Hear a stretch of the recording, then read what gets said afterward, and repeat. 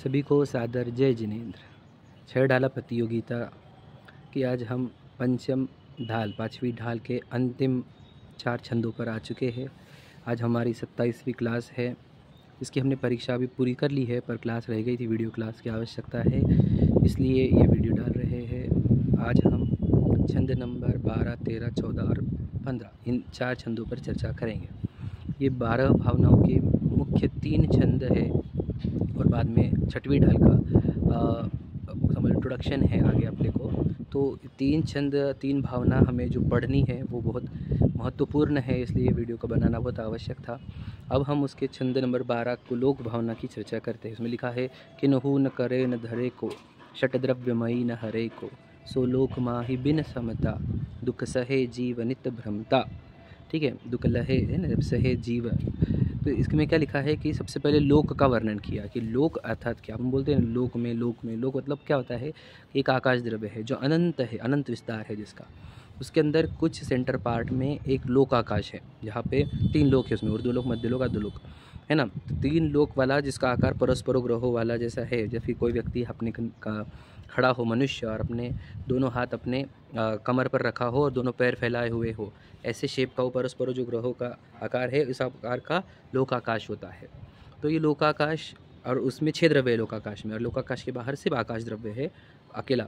तो ये लोकाकाश में 6 द्रव्य है, जीव, पुद्गल, धर्म, काल और आकाश तो है ही। तो ये 6 द्रव्य जिसमें पाया जाता है उसको लोकाकाश कहते हैं। तो ये लोकाकाश हो या लोक हो, जिसको लोकाकाश को शॉर्ट में लोक कहेंगे, उसमें 3 लोक आते हैं। उसके 3 पार्ट करें तो ऊर्ध्वलोक, मध्यलोक, अधोलोक।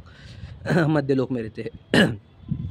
तो ये लोकाकाश की बात बहुत अच्छे से समझने जैसी है कि में दृष्टि जीव या फिर जैसे दीक्षा लेनी है या फिर कोई भी जीव जब 12 भावना का चिंतन करता है तो लोक का चिंतन करता है। क्यों ज़रूरी है वो समझाते हैं कि ये जो 6 द्रव्य होते हैं दुनिया में, या ये 6 द्रव्य ऐसे होते हैं, ये कभी जन्मते नहीं, कभी नष्ट नहीं होते। ये अनादि से लेकर अनंत काल तक रहते हैं। ये कभी जन्मते और मरते नहीं, चाहे जीव हो, चाहे पुद्गल हो, धर्म अधर्म हो, आकाश हो या काल हो, ये सभी द्रव्य अनादि अनंत है। इसलिए ये विश्व भी अनादि अनंत है। ये ऐसा नहीं होता कि जो दुनिया बोलती है कि कभी नष्ट हो जाएगा फिर से बनेगा, ऐसा है नहीं। पूरी दुनिया ये जो है 6 द्रव्य, ये अनादि से है और अनंत काल तक है। इसी को साइंस आजकल होता है, energy can not be created not be destroyed, it just changes it's form. बस जिनमानी यही कहती है, जिनमानी से ही लिया है उन्होंने उस सिद्धांत की उत्पाद होता है, नई अवस्था उत्पन्न होती है, पुरानी अवस्था का व्यय होता है और वस्तु ध्रुव रहती है, उत्पाद व्यय ध्रुव्य। ये सब तत्वा सूत्र के सूत्र है, ये बहुत गहरे हैं, बहुत इंपॉर्टेंट है, समझने जैसे है।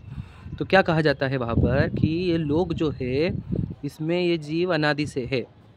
अभी लोक मतलब आकाश जो है, आकाश द्रव्य, तो ये दुनिया मानती है कि विश्व को बनाने वाला कोई है, जैसे ब्रह्मा को मानते हैं कुछ लोग, इसको धारण करने वाला, इसको टिकाने वाला कोई है तो विष्णु है, और इसका नष्ट करने वाला महेश है, ऐसे दुनिया मानती है। परंतु ये वास्तविकता है नहीं। ये दुनिया आज तक किसी ने बनाई नहीं है, कोई इसको धारण नहीं करता और कोई इसको नष्ट नहीं। किन्हु न करो न धरो को, षटद्रव्यमयी न हरे को। मतलब क्या, ना कोई इसको हरता है, कोई नष्ट करता नहीं है, कोई धारण करता नहीं है, कोई बनाता नहीं है। ये विश्व ऐसा है, ये लोक ऐसा है ना। तो ये कैसा है फिर ये लोक, तो ये लोक अनादि से है, किसी ने बनाया नहीं इसको, है ना। मतलब आकाश अनादि से है, इसलिए लोकाकाश लोकाकाश अनादि से है। काल अनादि से है, काल को हम अनादि अनंत कहते हैं, तो काल भी अनादि से है ना। धर्म अधर्म द्रव्य लोकाकाश में जो होते हैं, जिससे जीव गति को या स्थिति को प्राप्त होता है, वो भी अनादि से है। जीव अनादि से, मैं तो मरता ही नहीं, तो कुछ नए नए शरीर धारण करता हूँ, तो मैं भी अनादि से हूँ, मैं अनंत काल तक रहता हूँ। और पुद्गल शरीर, पुद्गलों के अलग अलग आकार होते हैं, हम नए शरीर को धारण करने के लिए मिट्टी नए जमा करते हैं, फिर वापस नष्ट कर देते हैं, मतलब वो नष्ट हो जाती है आयु के साथ। तो पुद्गल भी अनादि से है, वो भी अनंत काल। तो ये विश्व सब अनादि से ही है, अनंत काल तक रहता है। कभी ये ना किसी ने बनाया है 6 द्रव्य वाले विश्व को, ना कोई नष्ट कर सकता है, ना कोई धारण कर सकता है। इसको बार बार विचार करना इम्पोर्टेंट है। क्यों, फिर जो भी विश्व अनादि अनंत है, मैं भी अनादि अनंत हूँ, तो फिर मैं अनादिकाल से कर क्या रहा हूँ। तो इस लोकाकाश में ही मैं अनादिकाल से हूँ। क्या कर रहा हूँ, तो कहते हैं इस लोक माहि बिन समता, इस लोक में मैंने समता भाव के बिना दुख सहे जीवनित भ्रमता, मैं निरंतर दुख ही सहता आया हूँ। क्योंकि मैंने समता भाव धारण नहीं किया। समता भाव मतलब क्या, वो समझाते हैं, समझ लीजिए। अब मतलब ये लोकाकाश में मैं कब से हूँ, अनंत काल से। सोचो, अनंत काल मतलब समझते हैं आप कितना होता है, जिसका अंत नहीं हो, तब से मैं हूँ, आप भी हो, तब से हम इस लोकाकाश में हैं, और हम तब से जन्म मरण कर रहे हैं आज तक, और आज से भी अनंत काल तक करते रहेंगे यदि हमने अभी मुक्ति का मार्ग अपनाया नहीं तो इस लोकाकाश में मैं अनादि से हूँ। तो मैं करता क्या हूँ, मैं क्या करता हूँ, जहाँ जाता हूँ वहाँ के जो हमको कर्म एक शरीर बना के देता है, तो उस शरीर को मैं मान लेता हूँ और फिर शरीर के संबंधित चीज़ों का राग करता हूँ और किसी से द्वेष करता हूँ। तो ये किस शरीर को मैं मानना और किसी का राग द्वेष करना, ये होते हैं विषम भाव। इसको विभाव भी कहते हैं, अपने पढ़े, इसको आश्रव भाव भी कहते हैं। तो यही मोह राग द्वेष भाव है जिसको विषम भाव कहते हैं। यानी अब तुम समता भाव नहीं रहे, क्या हो गया, अब उस शरीर से जुड़ गए, जो अच्छे लग रहे उससे जुड़ गए, कनेक्ट हो गए, उससे बंधित हो गए, तुम उससे तो कनेक्शन जुड़ गया तुम्हारा, और जो बुरे लग रहे उससे भी जुड़ गए कि अब इसको मैं छोड़ूंगा नहीं। तो अब हो गया मोह राग द्वेष भाव, वो हो गया विषम भाव। अब हो गया क्या, अब ये आश्रव भाव हो गए, इससे बंधन होगा। अब बंधन होगा फिर नए शरीर धारण करेगा, बंधन होगा वापस जन्म मरण करेगा। तो अनादि से यही होते आया है। मैं हर जगह जाता हूँ, उस शरीर को मैं मान लेता हूँ, उसके संबंधित अच्छी चीज़ों का राग करता हूँ, बुरी चीज़ों का द्वेष करने लग जाता हूँ, समता भाव रखता नहीं हूँ, विषम भाव में रहता हूँ। इसीलिए मुझे जन्म मरण करने पड़ रहे हैं, मुझे इसलिए इतने कर्मों के बंधन होते हैं और मैं इतने जन्म मरण करता हूँ। ये सब बारंबार चिंतन करना। देखो मेरा कितना काल बीत गया, अनंत काल बीत गया, मैं लोक में जन्म मरण ही कर रहा हूँ विषम भावों से। तो कब मैं समता भाव को धारण करूँगा और कब मैं जन्म मरण का अंत करूँगा, ऐसा निरंतर विचार करना, यह लोक भावना होती है। देखो फिर कब समता भाव मतलब क्या, फिर जब हम देह को भी पर देखते हैं कि देह मेरी ने कर्मों ने उत्पन्न की, पुद्गल के है, मिट्टी की है, कोई अच्छे बुरे नहीं, मेरे कर्मों के फल है। जब हम ऐसे रहते तो हम समता भाव को धारण करते हैं। समता भाव कैसे धारण होता है, हमने बताया था 12 भावनाओं के चिंतन से। सब अनित्य है, अशरण है, कुछ संसार में सुख नहीं है, मैं अकेला हूँ, शरीर भी अन्य है, पर सब पदार्थों से अन्य है, देह अशुचि है ना। यह देह के लक्ष्य से राग द्वेष उत्पन्न होते, वह आश्रव है। फिर मुझे जब मैं भेद ज्ञान करता हूँ तब मुझे संवर होता है। जब मैं कर्मों का नाश करता हूँ, पुराने कर्मों का, तो निर्जरा होती है ना। तो हम ये पढ़े हैं सब, है ना। और फिर अभी हम लोक भावना में आ गए कि भाई लोक में मैं बहुत काल से भटक रहा हूँ, मेरे जन्म मरण का नाश करना है मुझे, तो समता भाव से ही होगा। तो वैराग्य का आएगा 12 भावना के चिंतन से। वैराग्य, जब 12 भावना के चिंतन से वैराग्य होगा तब समता भाव उत्पन्न होगा, और वो समता भाव से ही ये जन्म मरण का नाश होगा। ये लोकाकाश है ना जितना 3 लोक में, इसमें मेरा घर कौन सा है, कहाँ पे रहता हूँ मैं। अब बोलेंगे मैं तो महाराष्ट्र में, या फिर मेरे MP में, UP में, जो भी होगा आपका, राजस्थान वगैरह, मैं वहाँ रहता हूँ। तो वहाँ नहीं रहते हम, है ना। ये जगह मध्य लोक की है, आकाश की है। तो ये तुम स्वर्ग में भी परमानेंट नहीं रह सकते, न मनुष्य में रह सकते, न नरकों में, न तिर्यंशों में। फिर क्या होता है, ये हमारे को जगह कौन ट्रांसफ़र कराता है, ये हमारे कर्म ट्रांसफ़र। जैसे भाव करते हैं हम, वैसे वो कर्म का बंधन होता है, वो उस जगह पे जाकर पैदा कर देते हैं वो अपने को। जैसे आज उसने आपका जो गाँव है वहाँ पर आपको जन्मा दिया है और शरीर पैदा करा दिया है, तो ये कर्म करता है, आप लोग को अलग अलग जगह पे, आकाश के प्रदेशों पर जाकर फेंकता है। और कब तक हम जहाँ पे जाते हैं उसको अपना घर मान लेते, और फिर वहाँ से जुड़ जाते हैं, कर्म बनते, फिर वहाँ पे हम लोग घर का आकर्षण हो गया हमारे को, तो उस घर में कीड़े मकोड़े मकड़ी बनकर पैदा होते हैं। तो सोचो ये घर हमारे है ही नहीं, ये कोई घर हमारा नहीं है, कोई लोकाकाश का कोई भी प्रदेश, कोई भी एरिया मेरा घर नहीं है। मेरा घर कौन सा है, फिर मेरा आत्मा ही मेरा घर है। ये सच है। अरे आपको थ्योरेटिकल लगेंगे, प्रैक्टिकल है। भगवान जी सोचो, हमारे 24 तीर्थंकर की प्रतिमा यही उपदेश दे रही है कि अपना घर अपना है। वहाँ अपने घर में रहने लग गए तो आप लोग को भाड़े का घर रहता है वो खाली करना पड़ता है, खुद का घर खाली नहीं करना पड़ता। खुद का घर आत्मा है, आत्मा ही खुद का घर है। वहाँ रहने वाले व्यक्ति कभी खाली नहीं किया जा सकता। इसलिए भगवान जी अपने घर में गए, और वो अपने घर का इशारा भी कर रहे हैं, यार हम हैं समझ नहीं पा रहे, है ना। इसलिए हमें अपने घर की खबर होनी चाहिए। अपना घर आत्मा है, आत्मा ही मेरा घर है। मैं आत्मा में रहूँगा तो मेरे घर में रहूँगा, तो मैं परमानेंट रहूँगा। इसलिए लोक का विचार करना, ये लोक मेरा नहीं, मेरा लोक मेरा आत्मा है, मेरा घर मेरा आत्मा है। ये लोक मेरा नहीं, ये 3 लोक में, मध्य लोक, उर्दू लोक, अधोलोक, मेरा कुछ भी नहीं है। मेरा आत्मा ही मेरा लोक है। तो आप बोलेंगे भगवान भी तो सिद्धशिला में गए, उर्दू लोक में, वो आत्मा में गए। आत्मा में रहने से अपने आप उनको ऊपर चला गए, वो उनके प्रदेश अपने आप ऊपर चले गए। वो कोई आकाश में नहीं रहते, वो आत्मा में रहते हैं, है ना। इसलिए ऐसे बारंबार चिंतन करना कि ये लोक तो अनादि से है और मैं अनादि से इसमें भटक रहा हूँ विषम भाव के कारण। अब समता भाव धारण करूँगा तो मेरा जन्म मरण का फेरा नष्ट होगा, ऐसा विचार करना लोक भावना हुआ। ये 12वां छंद हुआ हमारा। अब 13वां छंद का अभ्यास करते हैं। पर इसमें लिखा है बोधि दुर्लभ भावना 13वां छंद है, 12 भावना का बोधि दुर्लभ भावना चल रही है हमारी। उसमें लिखा है अंतिम ग्रीवक लोकी हद पायो अनंत बिरियापद पर सम्यक ज्ञान न लाधो दुर्लभ निज में मुनि साधो। देखो क्या लिखा है कि ये जीव अंतिम ग्रीवक की हद को प्राप्त हुआ। अंतिम ग्रीवक की हद को समझते हैं, 16 स्वर्ग होते हैं, उर्दू लोक में 16 स्वर्ग है, और 16 स्वर्ग के ऊपर 9 ग्रेवेक होते हैं, ठीक है। अभी थोड़ा डिटेल है, ज़्यादा डिटेल में नहीं जाऊँगा मैं। वहाँ पर कौन जाते हैं, वहाँ पर मुनिराज ही जाते हैं, श्रावक खाते जाता है 16 स्वर्ग तक। आपने पढ़ा है, चौथी ढाल के अंदर में पढ़ा था, है ना, कि जीव मनुष्य ने अगर श्रावक है तो वो ज़्यादा से ज़्यादा 16 स्वर्ग तक जा सकता है। ऊपर की पोजीशन पे सब मुनिराज जाते हैं, है ना। तो उसमें 9वां ग्रेवेक होता है। तो ये जीव ने, यानी हमने, कि 9वें ग्रेवेक तक यानी दीक्षा लेकर 9वें ग्रेवेक तक हम अनंत बार जाग चुके हैं, हम सब आप में। ऐसे लिखा है अंतिम ग्रीवक लोक की हद पायो अनंत बिरियापद। समझे, अनंत बार हम वहाँ जाकर जन्मे हैं। कहाँ पर, 9वें ग्रेवेक तक, मतलब कि हमने अनंत बार मुनि दीक्षा ली है। है ना। तो फिर क्या गड़बड़ हो गई, फिर हमने तो आनंद दीक्षा ली है, फिर हम क्यों मुक्त नहीं हुए, वही बात समझानी है। पर सम्यक ज्ञान न लाधो, मतलब क्या, परंतु इसने सम्यक ज्ञान नहीं प्राप्त किया, इसलिए ही ये बार बार नवे ग्रह को जाकर भी वापस से संसार भटकता है। ये क्यों भटकता है इसको समझना होगा कि इसको, इसीलिए इसको कहा है बोधि दुर्लभ भावना। बोधि दुर्लभ भावना का अर्थ ये होता है कि इस जीव को सबसे ज़्यादा दुर्लभ कुछ है तो बोधि की प्राप्ति होना। तो बोधि की प्राप्ति मतलब क्या, बोधि का वर्ड बहुत फेमस होता है दुनिया में, जैसे अजैन भी यूज़ करते हैं इस वर्ड को, है ना। बोधि का एक्चुअल मीनिंग ये होता है कि हमें अपनी पहचान हो जाना, कि हमने अपने खुद को रिकॉग्नाइज़ कर लिया कि यस मैं तो जीव हूँ, मैं तो चेतन हूँ, मैं ये शरीर नहीं हूँ। ऐसा रिकॉग्निशन आना, अपने को पहचान लेना, अपने ज्ञान से, अपने उपयोग से अपने आत्मा का अनुभव करना, अपने स्वरूप का अनुभव, आत्मा मतलब मैं स्वयं का अनुभव करना कि देखो इस देह में, मिट्टी के शरीर में जो जीता जागता जानता देखता हुआ आनंद का पिंड जो है वो मैं हूँ, वो आत्मा मैं हूँ। समझे। ऐसा विश्वास हो जाना, ऐसा ज्ञान हो जाना, है ना, ऐसा श्रद्धान और ज्ञान हो जाना, इसी का नाम बोधि होता है ना। अब क्या हुआ, हमने तो दीक्षा ली लेकिन हम नवे ग्रह भी गए लेकिन हमने खुद को पहचाना नहीं, ये गड़बड़ हो गई। ये हमने चौथे ढाल में भी कहा था, है ना। मुनिव्रत धारानंत बार ग्रीवक उपजायो पे निज आत्म ज्ञान बिना सुख लेश न पायो। तो ये वही बात है, ये कि अनंत बार मैंने नवे ग्रह तक गया मुनि दीक्षा धारण कर करके, लेकिन मैंने जो काम नहीं किया आज तक वो ये है कि स्वयं को पहचाना नहीं। समझ रहे, हम स्वयं को ही नहीं पहचानते। मतलब सोच बोधि मतलब क्या, आपको 12 भवन की लाइन भी याद होगी, उसमें लिखा है धन कन कंचन राज सुख सभी सुलभ करी जान, दुर्लभ है संसार में एक यथार्थ ज्ञान। मतलब यही धन कन कंचन राज सुख सब सुलभ है, ये जितना भी है धन ऐश्वर्य खान पान घूमना फिरना ऐश्वर्य राजपाट, हम क्या कह रहे हैं, हम आपको रिद्धिया देवों के पद, है ना, ये सब प्राप्त करना सुलभ है, एकदम सुलभ। क्योंकि हमने कहा कि धन वगैरह तुम जिसकी अट्रैक्शन क्रिएट कर रहे हो, धन सौंदर्य का, ये तो देखो आजकल के मोही मिथ्या दृष्टि जीव भी प्राप्त कर रहे हैं, वो भी कितने धनवान हो रहे हैं। और ये पंचम काल में जो धन प्राप्त कर रहे हैं वो तो और बर्बाद हो गए, क्योंकि भोगों में और स्वयं को भूलने में लगा रहे हो धन को। तो फिर तो इनका धन को, ये मोही मिथ्या दृष्टि को भी मिल जाती है वो चीज़ें, तो वो उसमें क्या बड़ी बात हो गई। मतलब महंगी चीज़ें नहीं, वो सस्ती चीज़ें जो मोही मिथ्या दृष्टि भी कमा ले सकता है कि नहीं। मतलब इतना पुण्य तो वो भी अर्जन कर लेते हैं कि बहुत पैसा कमा कर ले, है ना, कुछ ही पद प्राप्त कर ले, प्राइम मिनिस्टर वगैरह। तो सोचो वो पद प्राप्त करने के लिए बहुत कम पुण्य लगता है या बहुत कम मेहनत लगती है, पैसा ऐश्वर्य राजपाट, तो ये तो मोही मिथ्या दृष्टि भी कमा लेते हैं। लेकिन जो सबसे महंगी चीज़ है जो सभी लोग नहीं कमा सकते, हमने बताया टेक्स्ट में कि अनंत जीव में से कुछ 2-4 लोग कर पाएंगे ये काम, वो ये है कि स्वयं की पहचान कर लेना।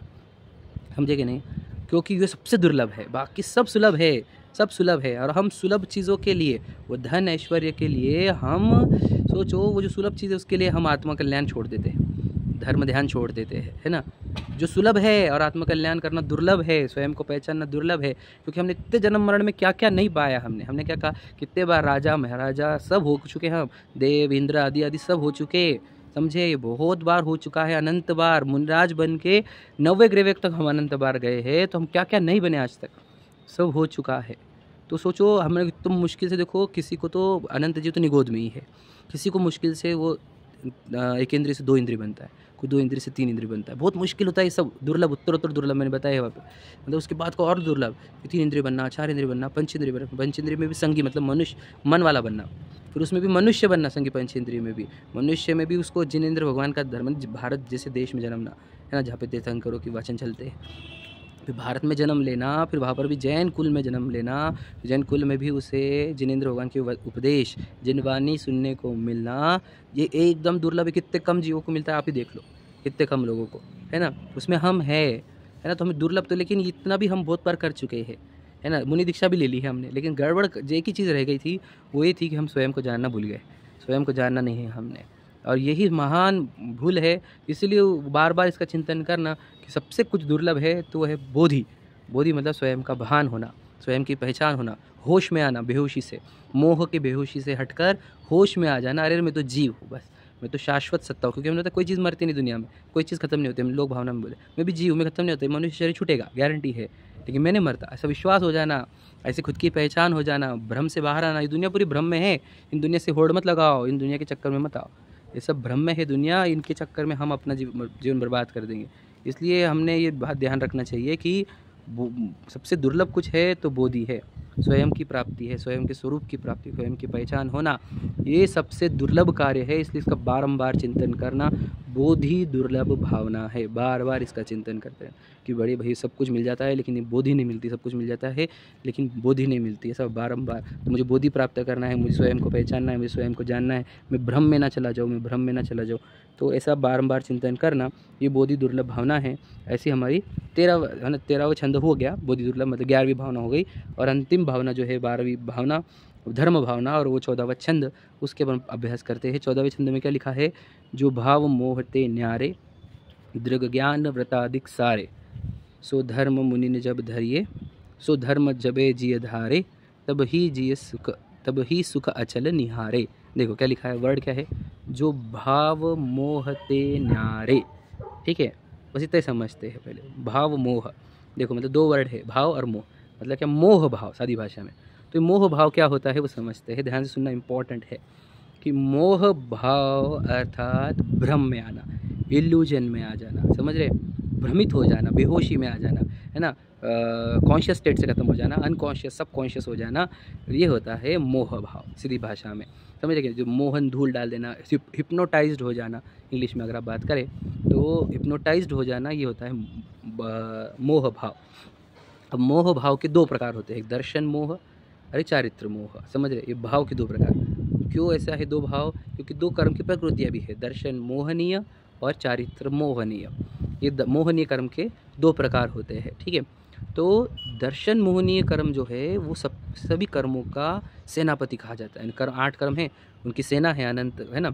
तो उन सबका सेनापति कौन है? दर्शन मोहनीय। तो दर्शन मोहनी जब तक है तब तक कर्मों की सेना आप कितनी भी मारो, दर्शन मोहनी सबको वापस जीवंत कर देता है और वो युद्ध जीतता ही जीतता है। बहुत डेंजर होता है दर्शन मोहनी, है ना, उसको सेनापति कहा है। तो दर्शन मोहनी का नाश करना, यानी सेनापति का नाश कर दिया तो सेना के पास ताकत नहीं बचती। उनको पता है अब लीडर हार गया, तो लीडर मर गया तो बस खत्म, सेना भी खत्म हो जाती है। अपने सब युद्ध वगैरह मूवीज़ में देखे होंगे, सबसे डेंजर रहता है सेनापति। तो दर्शन मोहनी का नाश करना ये उद्देश्य होता है, यानी ये पहला कार्य होता है। तो दर्शन मुनि करता क्या है? दर्शन मुनि हमारे अंदर एक भ्रम पैदा करता है। मतलब क्या, उसके पास उसको उपमा क्या की दी हुई है? शराब की, है ना। वो हमें को शराब पिलाता है और बेहोश कर देता है। कैसी शराब? कि आपके आसपास एक शरीर उत्पन्न कर देगा वो, है ना। यानी शरीर उत्पन्न करने का काम दूसरे कर्मों का है, लेकिन ये क्या करेगा? उस शरीर में आपको ये मानने को लगाएंगे कि देख ये तू है, ये पुरुष तू है, बोला ये स्त्री तू है, देख तू गोरा है, देख तू काला है, तू मोटा है, तू पतला है, तू सुंदर है, तेरी आवाज़ कितनी अच्छी है, तेरे देख कितने अच्छी पत्नी है, तेरे कितने अच्छी पति है, तेरे बच्चे कितने अच्छे हैं, तेरे घर कितना अच्छा है ना, तेरा सौंदर्य कितना अच्छा है, तेरी आवाज़ कितनी अच्छी है ना, ये सब तेरे ही है, ये सब तेरा ही है, हाँ सब तेरा ही है, कुछ भी ये सब कुछ पराया नहीं, सब तेरा है, तेरा है, तेरा है। ऐसा अंदर भ्रम उत्पन्न कराता है वो निमित्त है कर्म का। और हम ऐसा मानने लग जाते हैं उसके उदय में, हम ऐसा मानने लग जाते हैं कि हाँ ये सब मेरा, मैं ही तो हूँ, मैं तो पुरुष नहीं हूँ क्या, मैं तो स्त्री नहीं हूँ क्या, है ना, मैं मेरा आवाज़ नहीं है क्या, मेरा चेहरा गोरा नहीं है क्या, मेरा ये नहीं है क्या, वो नहीं, और ये मेरा नहीं, गाड़ी बंगले मेरे नहीं है क्या। तो ये सब मोह है, यही मोह है। तो जहाँ मोह होता है वहाँ धर्म नहीं होता, याद रखना, क्योंकि मोह से दूर होना ही धर्म होता है। अब लिखा है वहाँ पर, जो भाव मोहते न्यारे, समझे क्या नहीं। तो मोह से बाहर आना यही धर्म का पहला स्टेप है, मोक्ष महल की प्रथम सीढ़ी है, जिसको सम्यक दर्शन कहते हैं। भ्रम से बाहर आना, अरे वो ये शरीर नहीं है बाबू, समझे कि नहीं, कर्म ने उत्पन्न किए, समझे कि नहीं। या हम ये आईब्रोज बनाना, ये बाल किधर उत्पन्न करना, ये दांत, ये दाढ़ी मूछे, ये सब इस प्रकार का है ना। स्त्रियों की शरीर अलग रचता है, वो पुरुष की शरीर अलग रचता है, किसी गोरा, किसी को मोटा पतला, किसी को एक इंद्रिय बनाता है, लट बनाता है, चिटी बनाता है ना, नारकी बनाता है, देव बनाता है, ये सब उसके खेल है।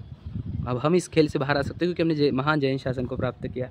हम इस भ्रम को तोड़ सकते हैं क्योंकि हमारे पास पूरे निमित्त है। सच्चे देव शास्त्र गुरु मिल गए हमारे को अब तोड़ते आएगा भ्रम, तोड़ दो अभी इसी वक्त। इसको भ्रम को आगे मत बढ़ने दो, है ना। कि दर्शन मोहनी का खामी है कि वो आपको देह मैं हूँ ये मानने को लगाएगा, तो आप मानो मत कि नहीं ये मैं नहीं हो सकता, ये हड्डी मांस चमड़े का, ये जल जाता है, इसको पता है ना आपको।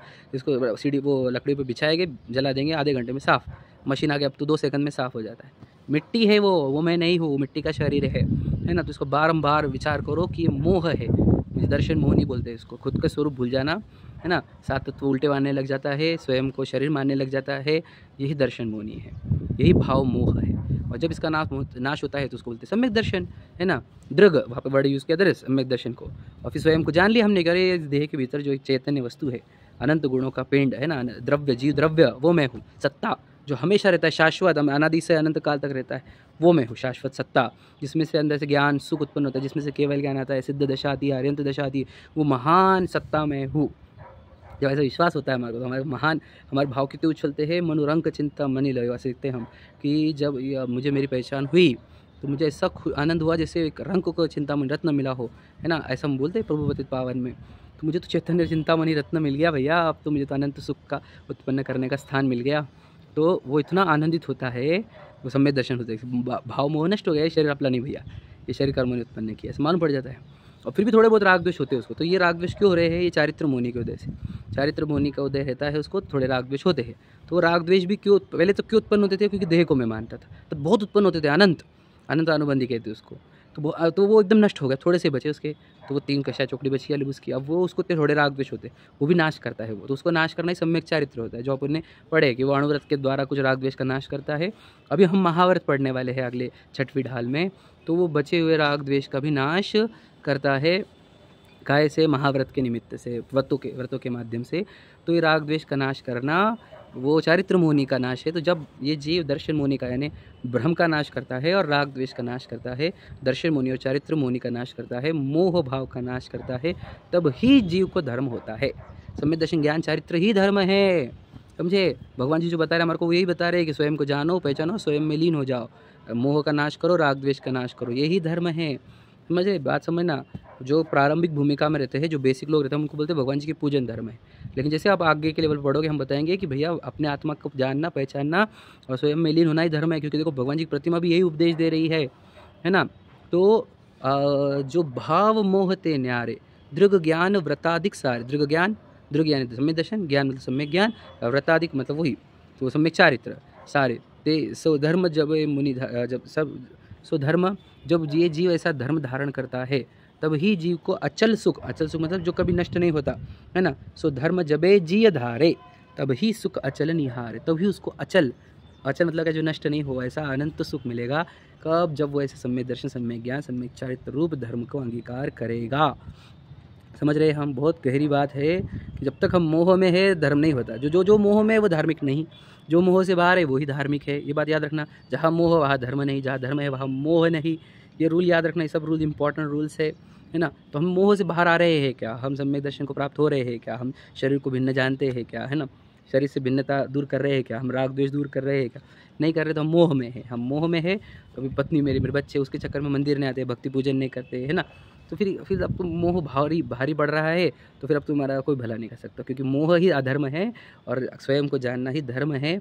तो ऐसा यह महान धर्म है जो हमारे को मोह से, भ्रम से बाहर निकालता है। तीर्थंकरों ने दीक्षा क्यों ली बताओ, राजघराने के सब तीर्थंकर दीक्षा क्यों ले रहे, मोह नहीं चाहिए, ये मेरा है करके, वो मोहर का त्याग किया उन्होंने। ये माँ मेरी है, माँ बाप भी मेरे नहीं है, विचार करो। अरे मैं जन्मता ही नहीं, मैं अनादि अनंत हूँ, है ना। इस शरीर का जन्म हुआ उनके निमित्त से, तो हम उनका आदर करते हैं, लेकिन वो मेरे माँ बाप नहीं है, समझे क्या नहीं, क्योंकि मेरा कोई माँ बाप होता नहीं, मैं जन्मता ही नहीं भाई, मैं मरता भी नहीं हूँ। विचार करो, ऐसे ही मानकर वो तीर्थंकर या सभी मुनिराज दीक्षा लेते हैं, है ना। वो माँ बाप का भी मोह छोड़ते हैं, पत्नी बच्चों का भी, कि पत्नी बच्चे मेरे थोड़ी है, ये देह की संगिनी है, वो पत्नी है वो, और ये पुत्र भी जो है वो पूर्व कर्म के उदय से उनका संयोग था, वो आए हैं, वो भी जीव है, वो भी 8 कर्मों से लड़ रहे हैं, वो भी यात्रा पर है अपने मुक्ति के। तो उनको भी यानी अपना नहीं मानता वो, उनको भी भिन्न जीव जानता है। ऐसा जीव यानी जो जागता है वो ही समझता है, बाकी तो सोए हुए छे, मतलब क्या, मोह की निद्रा में, मोह नींद के जोर जगवासी घूमे, क्योंकि मेरी गाड़ी, मेरे बंगले में पैसे कमाने के, दिन रात उसमें, ना मंदिर आता, ना भक्ति पूजा, ना स्वाध्याय समझता, ना खुद को मैं कौन हुए पहचानता, कुछ नहीं, मोह की नींद में ही है अनंत जीव। आप भाग्यवान हो जितने अभी जिन सच में छेड़ाला में जुड़े हैं। मैं आपको सच में बताना चाहता हूँ, जिसने भी छेड़ाला की क्लास अच्छे से की है ना, मैंने बहुत प्रयत्न किया है कि हमारे को मोह दूर हो, हम स्वयं को जाने पहचाने। जिसने भी दिल से ईमानदारी से क्लास की है, मैं सच बता रहा हूँ, वो भाग्यवान जीव है और वो सच में मोह का नाश कर पाएगा, ईमानदारी से क्लास करी होंगी तो। इसलिए मैं चाहता हूँ कि आप ये अपने जो भी परिचित जन हैं, उनको छेड़ाला के ये क्लास कराओ, बहुत उनके लिए लाभकारी होगा। क्योंकि मोह छेड़ाला में पूरा सम्यक दर्शन ज्ञान चारित्र में पूरा मोक्ष मार्ग आ गया है, और इस मोक्ष मार्ग को हमने सीख लिया तो हमारी मुक्ति होनी ही वाली है। अब हम 6वीं ढाल में एंटर करने वाले हैं। अब लिखा है कि सो धर्म मुनि जब धरिए, क्या लिखा है कि अब ये धर्म को सो धर्म मुनि न करी धरिए, तिनकी करतूति उचरिए, ताको सुनिए भवि प्राणी अपनी अनुभूति पहचाने। अब हम ये जो सम्यक दर्शन ज्ञान चारित्र वाला धर्म है, इसको धारण करते जो है, वैसे मुनियों की चर्चा प्रारंभ कर रहे हैं 6वीं ढाल में। 6वीं ढाल में हम किसकी बात करेंगे, जिसने स्वयं को जान लिया, स्वयं को पहचान लिया, अब स्वयं में लीन होने के लिए, राग द्वेष का नाश करने के लिए, जो अब मुनि दीक्षा धारण कर चुका है ना, जिसने महाव्रत धारण कर लिए, वो जीव का जीवन कैसा रहता है, कैसे जीता है, वो क्या करता है, वो ये समझने के लिए, भूमिका तैयार करने के लिए मैंने क्लास बाद में ली, समझ लो। या योग भी ऐसा गढ़ा कि बाद में ही क्लास है, कि अब मैं समझाना चाहता हूँ जो दीक्षा लेते हैं वो जीव रहते कैसे है, वो कैसे जीते हैं, वो क्या करते हैं, है ना? और वो किस लिए दीक्षा ली है, वो दीक्षा लेकर कैसे पालन करते हैं, ये सब बातें आप लोग को छठवीं ढाल में सुनने को मिलेगी। तो वो जिसने सम्यक दर्शन ज्ञान चरित्र यानी रत्नत्रय को जो धारण करते हैं, ऐसे मुनियों की चर्चा अपन छठवीं ढाल में पढ़ेंगे। तो उनकी चर्चा सुनकर हमको ये समझना होगा, देखो ये जीव है, ये मुनराज है जिन्होंने एक सब राग द्वेष का नाश किया, मोह का नाश किया, इसलिए वो इतने आनंदित है, अतीन्द्रिय आनंद को भोग रहे, अनंत सुख को भोग रहे हैं, है ना? अनंत मतलब अतीन्द्रिय आनंद को बहुत भोग रहे हैं। तो इसलिए हम भी उनके जैसा बनना है, मैं भी पहचानूँ खुद को, मैं भी उनके जैसी दीक्षा धारण करूँ और मैं भी उस सुख को प्राप्त करूँ, ऐसी हमारी भावना उत्पन्न होती है। इसलिए हमने अब छठवीं ढाल का बहुत गहराई से अभ्यास करना है हमारे को। और ये सब 12 भावना का बार बार चिंतन करो, ये सिर्फ सिलेबस को मत लो, इसको अपने जीवन में उतारो, स्पीड से मत पढ़ो और सिर्फ एग्ज़ाम के लिए मत पढ़ो, कॉम्पिटिशन, ये जीवन बदलने वाली है, ये भ्रम की नींद खोलने वाली है, मोह निद्रा का नाश करने वाली विद्या है, ये बहुत महान जिनवानी है, जिन शासन। हम इसका बहुत गहराई से अभ्यास करें, आप सबका मोह नाश हो, आप सम्यक दर्शन ज्ञान चरित्र को प्राप्त हो, ऐसी मंगल भावना के साथ। जय जिनेंद्र।